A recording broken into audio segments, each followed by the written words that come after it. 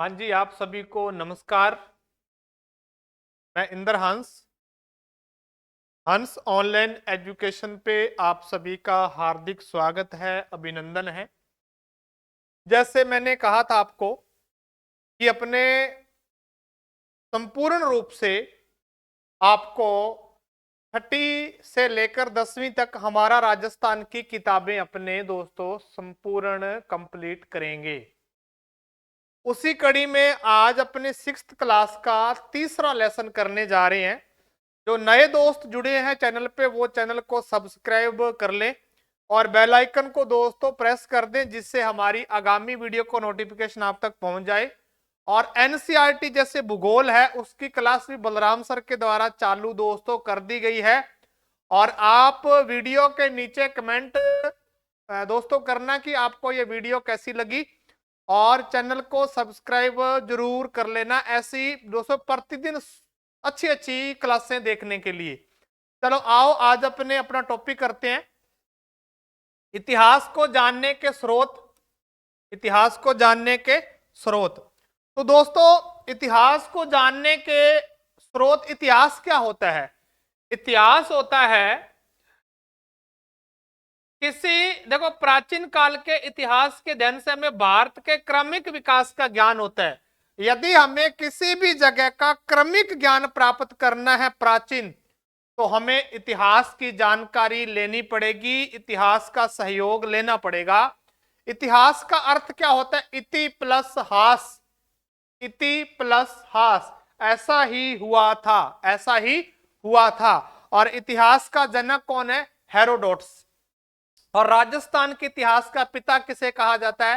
Colonel James toad, घोड़े वाला बाबा। चलो अब देखो, इतिहास को जानने के स्रोत अपने पास में दो होते हैं।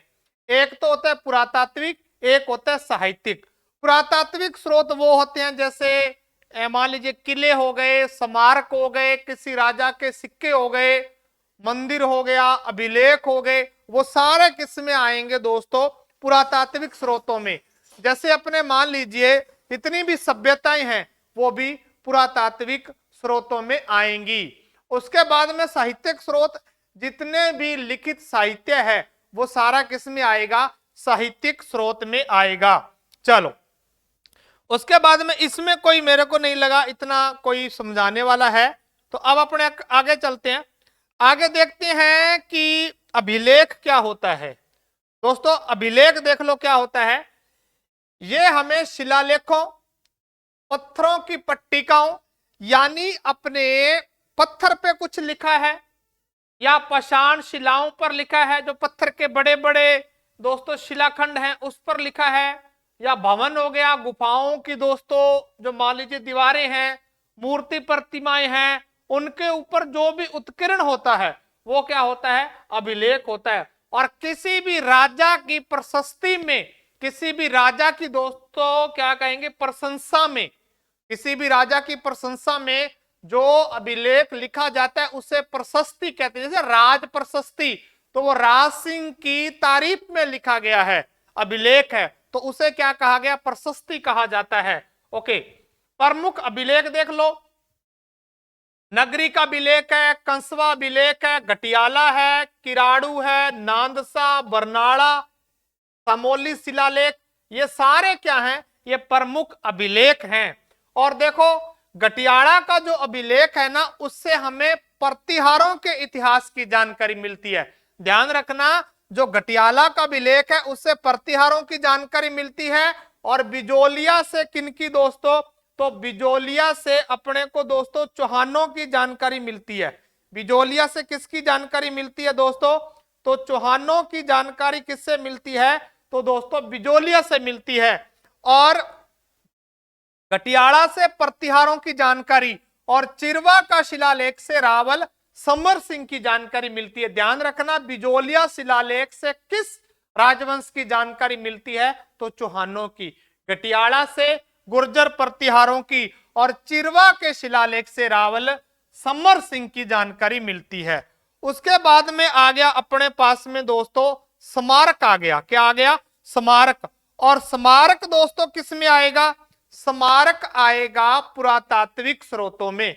किस में आएगा दोस्तों? पुरातात्विक स्रोतों में आएगा। चलो देखो, स्मारक के अंदर क्या आएगा? राजस्थान के विभिन्न स्मारकों में दुर्ग प्रमुख है।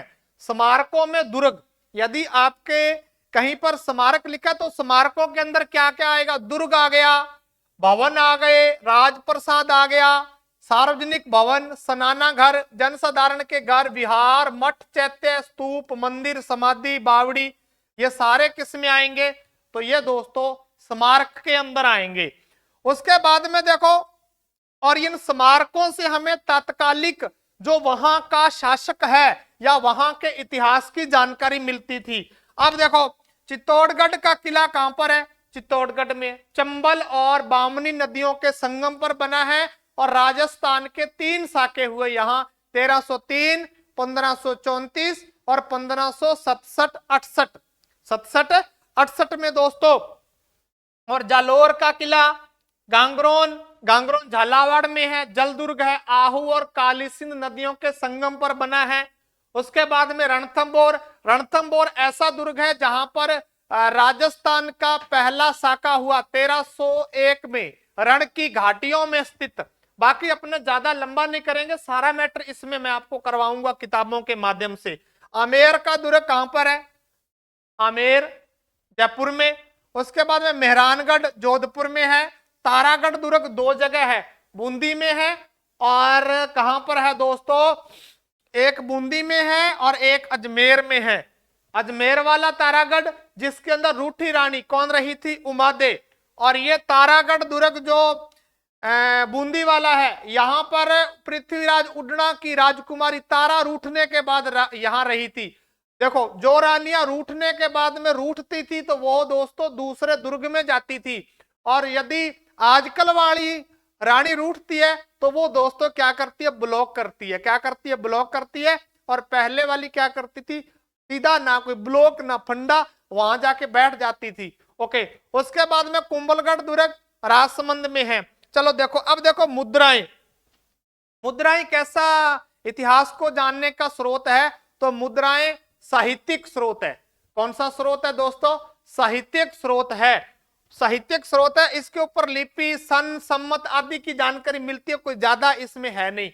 अब देखो, पहली जो मुद्रा थी, पहली मुद्रा जो जारी की गई थी सोने की, वो की गई थी मिनेंडर के द्वारा, शासक मिनेंडर के द्वारा। और पहली व्यापारिक दृष्टि से जो सोने की मुद्रा जारी की गई थी वो की गई थी विम दोस्तों कडफिस के द्वारा। और फिर ध्यान रखना, चमड़े की मुद्रा निजामुद्दीन बिस्ती के द्वारा जारी की गई। और मुद्राओं पर लक्ष्मी अंकित करवाई थी मोहम्मद गोरी ने। किसने दोस्तों? मोहम्मद गोरी ने करवाई थी। और रुपया चलाया था शेरशाह सूरी ने। किसने चलाया था? शेरशाह सूरी ने। और ये जो शीशे के सिक्के हैं ये चलाए थे सातवाहन शासकों ने। किन्होंने चलाए थे दोस्तों? सातवाहन शासकों के द्वारा चलाए गए थे। और सबसे ज्यादा जो सोने की मुद्राएं हैं वो गुप्त काल में जारी हुई थी, इसीलिए गुप्त काल को भारतीय इतिहास का स्वर्ण युग कहा जाता है। तो सभी दोस्त एक बार वीडियो को शेयर कर दें और दोस्तों कमेंट करना ना भूलना कि ये क्लास आपको कैसी लग रही है। ओके, आगे देखते हैं दोस्तों। उसके बाद में देखो, जो अपने स्थल हैं, जैसे दोस्तों आहड़ हो गया, रेड हो गया टोंक में, आहड़ उदयपुर, बैराठ जयपुर, रंग महल हनुमानगढ़, सांभर। सुखाड़ियों के उत्खनन से प्राप्त सिक्के मुद्राओं से क्षत्रपों, मालवा, चौहान, गुहिल आदि वंशों के काल के राज्य शासन अधिकृत सीमा के बारे में जानकारी उपलब्ध है। अब देखो, बर्तन और कलाकृतियां हैं जो, ये भी दोस्तों पुरातात्विक स्रोत में आती है। किस में आती है? पुरातात्विक स्रोत में। इसमें जो मुझे लग रहा है कहां से अपने को देखना चाहिए, तो यहां से देखना चाहिए। देखो, गणेश्वर नीम का थाना सीकर, गणेश्वर सभ्यता है, ताम्र संचयी दोस्तों संस्कृति है, और ये कांतली नदी के किनारे है। और यहां ताम्र संस्कृति के अवशेष मिले। कहां से? गणेश्वर से। जोधपुरा कहां पर है? जयपुर में। ये सभी नदी के किनारे है, ध्यान रखना, आगे सारा कुछ क्लियर हो जाएगा आपको। नोह, नोह दोस्तों भरतपुर में है। नोह कहां पर है? तो भरतपुर में है। यहां से काले व लाल मृदभांड, काले और लाल मृदभांड कहां से प्राप्त हुए? तो दोस्तों नो भरतपुर से। आहड़ व गिलूंड से प्राप्त प्रशस्तर और फलक, जो पत्थर के जो सामान मिला है या दोस्तों अपने के बर्तन और कलाकृतियां, वो कहां से मिली है? आहड़ और गिलूंड, गिलूंड राजसमंद में, गिलूंड राजसमंद में। अब देखो ताम्रपत्र क्या होता है, ये भी दोस्तों पुरातात्विक स्रोत इतिहास को जानने का। तांबे के छोटे बड़े पत्थरों पर, तांबे के छोटे बड़े पत्थरों पर जो उत्कीर्ण लेख होते हैं उनको क्या कहते हैं? ताम्रपत्र कहते हैं। और इन्हें दान पुण्य करने के कारण दान पात्र भी कहते हैं। जो ताम्रपत्र है, जो तांबे के छोटे पत्थर होते हैं उस पर जो लेख अंकित होते हैं उनको क्या कहा जाता है? ताम्रपत्र। और इन्हें दान पत्र भी कहा जाता है, क्योंकि इनके ऊपर जो दान पुण्य से संबंधित, जो दान पुण्य से संबंधित दोस्तों जानकारी मिलती थी वो किनसे मिलती थी? ताम्र पत्रों से मिलती थी। किससे मिलती थी दोस्तों? तो वो ताम्र पत्रों से मिलती थी। और एक बार सभी दोस्त क्या करें, वीडियो को दोस्तों शेयर कर दें। चलो अब अगले देखते हैं। आगे है दोस्तों अपना अगला स्रोत कौन सा? साहित्यिक स्रोत। कौन सा स्रोत है दोस्तों? साहित्यिक स्रोत है इतिहास को जानने का। तो साहित्यिक स्रोतों में मैंने बता दिया आपको, साहित्यिक स्रोतों में आएगा जैसे मान लीजिए वंशावलियां हो गई, मान लीजिए किसी प्रकार का किसी राजा के समय लिखा गया ग्रंथ हो गया। ये सारे धार्मिक सामाजिक स्थिति की जानकारी देते हैं। अब देखो अपने को क्या देखना है? अपने को देखना है जानक का ग्रंथ कौन सा है? पृथ्वीराज विजय। पृथ्वीराज विजय ग्रंथ किसके समय किसने लिखा है? तो ये जानक ने लिखा है। और इस महाकाव्य से चौहानों की उपलब्धियों का वर्णन मिलता है। किसका वर्णन मिलता है दोस्तों? चौहानों की उपलब्धियों का वर्णन मिलता है पृथ्वीराज विजय के ग्रंथ, पृथ्वीराज विजय ग्रंथ किसका है? जानक का है। नयनचंद्र सूरी का ग्रंथ है हमीर महाकाव्य, जिससे चौहानों की जानकारी भी मिलती है और साथ ही साथ अलाउद्दीन खिलजी के रणथंभौर अभियान का पूरा क्या मिलता है? वर्णन मिलता है इसमें। और पृथ्वीराज रासो चंद्रबरदाई का ग्रंथ है। अचलदास खिंचीरी वंचनिका शिवदास गार्डन, पद्मनाभ का कन्नड़ दे प्रबंध पद्मनाभ का है। दलपत सिंह का है दलपत विजय, और दलपत सिंह कहां का है? बीकानेर का है। कहां का है? बीकानेर का है। और जग्गा खिड़िया इसका है वंचनिका। तो ये सारे के सारे ग्रंथ ध्यान में रखना। पृथ्वीराज विजय किसका है? जानक का है। अमीर महाकाव्य नयनचंद्र सूरी का है, चौहानों के संबंधी जानकारी मिलती है। पृथ्वीराज रासो चंद्रबरदाई, अचलदास खिंचीरी वंचनिका शिवदास गार्डन, पद्मनाभ का कन्नड़ दे प्रबंध। ओके, उसके बाद में देखो अपने बात करें तो ये दोस्तों ख्याते हैं, और इनसे ख्यातों भी जो ख्यात होती है वो उससे भी हमें किसकी जानकारी मिलती है? इतिहास की जानकारी मिलती है। ये कौन सा स्रोत है? साहित्यिक स्रोत है। ध्यान रखना, ख्यात साहित्यिक स्रोत है और जितने भी ग्रंथ आएंगे वो भी साहित्यिक स्रोत में आएंगे। उसके बाद में कर्नल जैमस्टोड कृत एनाल्स एंटिक्विटीज ऑफ राजस्थान, पश्चिमी भारत की यात्रा, ये किसके ग्रंथ हैं? ये ग्रंथ हैं कर्नल जैमस्टोड के। The annals antiquities of Rajasthan और पश्चिमी भारत की यात्रा। और बूंदी के सूर्यमल मिशन। और जग्गा खिड़िया द्वारा क्या लिखा गया? वंचनिका। और दलपत सिंह जी कहां के? बीकानेर के, और इनका ग्रंथ है दलपत विलास। दलपत विलास। एनाल्स एंटिक्विटीज ऑफ राजस्थान किसका है दोस्तों? तो यह ग्रंथ है किसका है? कर्नल जैमस्टोड का। और पश्चिमी भारत की यात्रा, यह भी कर्नल जैमस्टोड। और सूर्यमल मिशन का है वंश भास्कर। वंश भास्कर सूर्यमल मिशन, और सूर्यमल मिशन जी कहां के हैं? बूंदी के। और वीर विनोद कवि राजा श्यामल दास, कविराज श्यामल दास। और विश्वेश्वर नाथ रेव का ग्रंथ है मारवाड़ राज्य का इतिहास। मारवाड़ राज्य का इतिहास किसका ग्रंथ है? विश्वेश्वर नाथ रेव जी का है। और गौरी शंकर हीराचंद ओझा द्वारा लिखित उदयपुर, जोधपुर, सिरोही, डूंगरपुर, बांसवाड़ा इतिहास ग्रंथ उल्लेखनीय है। तो दोबारा देख लो एक बार, पृथ्वीराज रासो चंद बरदाई, पृथ्वीराज विजय जानक, चौहानों की उपलब्धि की जानकारी मिलती है। और हमीर महाकाव्य नयन चंद्र सूरी। और ध्यान रखना हमीर रासो ग्रंथ जोधराज का है। हमीर रासो किसका है? जोधराज का है। पृथ्वीराज रासो चंद बरदाई, अचलदास खिंचीरी वंचनिका, शिवदास गार्डन, कन्नड़ दे प्रबंध पद्मनाभ, दलपत विलास दलपत सिंह, ये बीकानेर के हैं। और जग्गा खिड़ियाकृत वचनिका।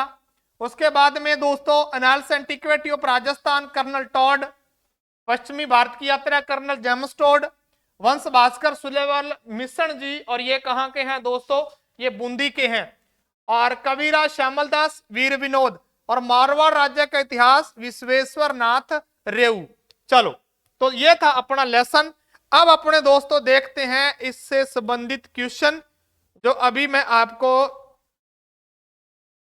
दिखा रहा हूं दोस्तों। चलो, तो आज का अपना जो पहला क्वेश्चन है, किसी की प्रशंसा में लिखे गए अभिलेख को कहा जाता है? स्मारक, प्रशस्ति, उपमा, शिलालेख। तो पीछे अपने चर्चा की थी, आप दोस्तों कमेंट करके बताएं उत्तर क्या आएगा। तो उत्तर आएगा प्रशस्ति। अगला क्वेश्चन है, घटियाला अभिलेख से किस राजवंश की जानकारी प्राप्त होती है? घटियाला अभिलेख से चौहान, कछवा, प्रतिहार, राठौड़। तो इसका उत्तर आपके दिमाग में आ गया होगा, तो प्रतिहार। कौन सा? प्रतिहार। अगला क्वेश्चन है, बिजोलिया शिलालेख से किस राजवंश के इतिहास की जानकारी प्राप्त होती है? बिजोलिया शिलालेख से। तो दोस्तों चौहान, राठौड़, गुहिल, सिसोदिया। तो क्या आएगा? चौहान। मैंने सारी बातें आपको लेसन के अंदर बता दी। उसके बाद में अगला है, चिरवा का शिलालेख किस राजा के युग की जानकारी देता है? चिरवा का मालदेव, महाराणा सांगा, समर सिंह, महाराणा प्रताप।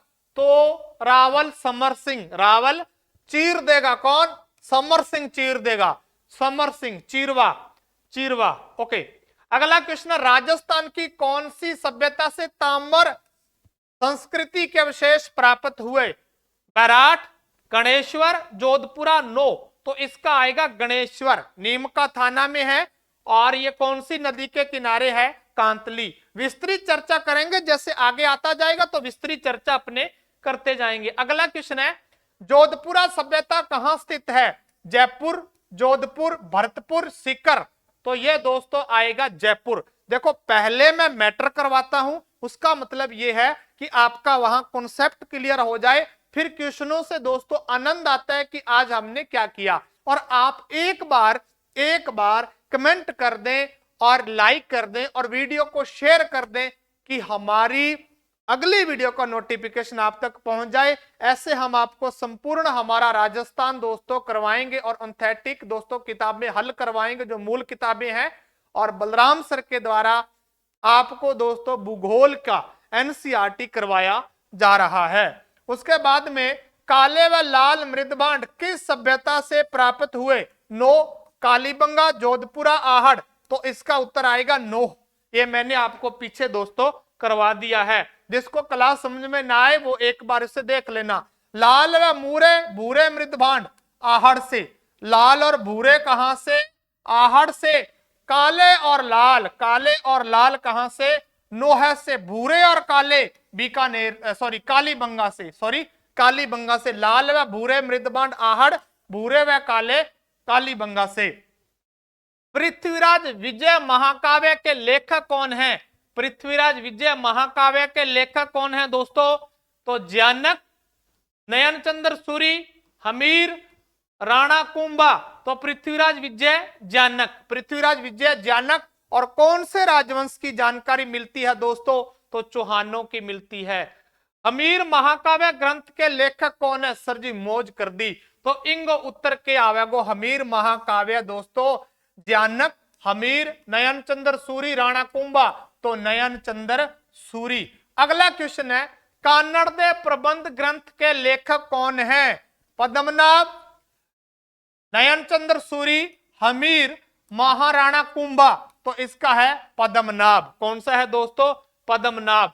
पृथ्वीराज रासो ग्रंथ के लेखक कौन है? पद्मनाभ, नयन चंद्र सूरी, हमीर, चंद बरदाई। पृथ्वीराज रासो के लेखक कौन है दोस्तों? तो चंद बरदाई। दोस्तों कौन है? चंद बरदाई है। चलते चलते वीडियो को एक बार शेयर कर देना दोस्तों, और इसको गजब तरीके से फैला देना कि जो विद्यार्थी तैयारी कर रहे हैं उन सभी का भला हो सके, और रेगुलर ये क्लास प्रतिदिन आती रहेगी। अगला क्वेश्चन है, अचल दास किंचिरी वंचनिका के लेखक कौन है? पद्मनाभ, नयन चंद्र सूरी, शिवदास गार्डन, राणा कुंभा। तो शिवदास गार्डन, शिवदास गार्डन। अगला क्वेश्चन है, annals and antiquities of Rajasthan पुस्तक के लेखक कौन है? तो colonel James Tod, colonel James Tod. दोस्तों प्रत्येक क्वेश्चन बनाया गया है और यहीं से ही पेपर में आएगा। और एक बार मैं दोस्तों आपसे और कुछ नहीं मांग रहा, एक ही चीज मांग रहा हूं कि आप वीडियो को शेयर कर दें और लाइक करना ना भूलें। देखो इससे जो भी व्यक्ति आएगा क्लास लेकर उसका मनोबल दोस्तों बढ़ेगा और वो आपके लिए हमेशा ही तत्पर रहेगा। हम आपकी सेवा में ऐसे ही दोस्तों जुड़े रहेंगे। अगला क्वेश्चन है, पश्चिमी भारत की यात्रा पुस्तक संबंधित है? Padmanabh, colonel James Tod, Hamir, Shyamal Das. तो क्या आएगा? कर्नल जेम्स टोड आएगा। वंश भास्कर पुस्तक के लेखक कौन है? पद्मनाभ, सूर्यमल मिशन, हमीर, श्यामल दास। तो इसका आप दोस्तों कमेंट करें, क्या आएगा उत्तर? सूर्यमल मिशन, सूर्यमल मिशन। और कहां से है ये? बूंदी से हैं, बूंदी से। वीर विनोद पुस्तक के लेखक कौन है? पद्मनाभ, सूर्यमल मिशन, हमीर, श्यामल दास। तो इसका उत्तर क्या आएगा दोस्तों? श्यामल दास आएगा। और वीडियो को दोस्तों शेयर कर लेना और नए दोस्त चैनल को सब्सक्राइब कर लेना। मैं बार बार इसलिए कह रहा हूं कि कई बार अपने भूल जाते हैं और बाद में पछताना ना पड़े। उसके बाद में अगला क्वेश्चन है, मारवाड़ राज्य का इतिहास पुस्तक संबंधित है? विश्वेश्वर नाथ रेऊ, सूर्यमल मिशन, हमीर, श्यामल दास। तो विश्वेश्वर नाथ रेऊ की है। तो आज का दोस्तों सेशन यही हमारा खत्म होता है। कल अपने अगले लेसन की चर्चा करेंगे और तब तक सभी दोस्त वीडियो को शेयर करें और दोस्तों लाइक कमेंट करना ना भूलना।